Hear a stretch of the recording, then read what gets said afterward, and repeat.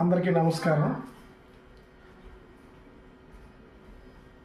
ప్రతి విద్యార్థిని చదివించి ఉన్నత స్థాయిలో నిలబెట్టాలన్నదే ప్రతి ఒక్క ఉపాధ్యాయుడి తాలూకు ఆలోచన.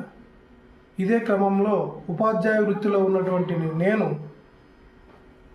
పిల్లల్ని పాఠశాలలో చదివిస్తున్నటువంటి ప్రతి తల్లిదండ్రికి కూడా ఒక చిన్న విన్నపం చేయాలనుకుంటున్నాను.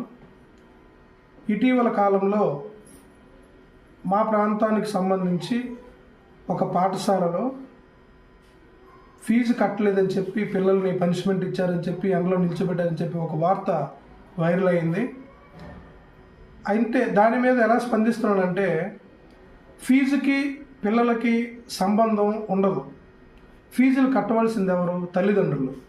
పిల్లల పని ఏంటి? చదువుకోవడమే.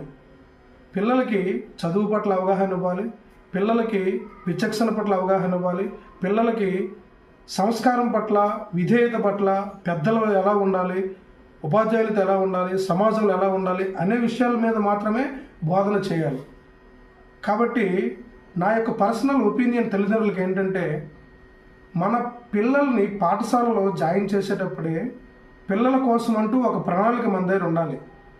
ఈ సమయంలో నేను పిల్లలకు ఫీజు కట్టాలి, ఈ సమయంలో పిల్లల కోసం ఆరా తీయాలి, ఈ సమయంలో నేను ఉపాధ్యాయులతో మాట్లాడాలి, ఈ సమయంలో నేను పాఠశాలకు వెళ్ళాలి, ఈ సమయంలో నా యొక్క బిడ్డ ఏ విధంగా చదువుతున్నాడు, ఏ విధంగా అభివృద్ధి చెందుతున్నాడు అనే ఒక ప్రణాళిక ప్రతి తల్లిదండ్రులకి ఉండాలి.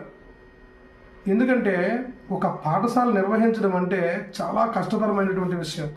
కాబట్టి తల్లిదండ్రులు ఈ సున్నితమైన అంశాన్ని మనసులో పెట్టుకొని అటు విద్యార్థుల మీద కానీ యాజమాన్యాల మీద కానీ ఎలాంటి ఒత్తిడి లేకుండా సమస్యలను సామరస్యంగా పరిష్కరించే విధంగా ప్రతి తల్లిదండ్రి కూడా ఒక ప్రణాళిక ప్రకారం పిల్లలకు కట్టవలసిన ఫీజులు కానీ వాళ్ళ తాలూకు భవిష్యత్తుకు సంబంధించినటువంటి అంశాల మీద కానీ ప్రత్యేకమైన దృష్టి పెట్టి ఒక ప్రణాళిక ప్రకారం ముందుకు వెళ్ళాలని చెప్పేసి మనస్ఫూర్తిగా ప్రతి తల్లిదండ్రులకి కూడా వేడుకుంటున్నాను.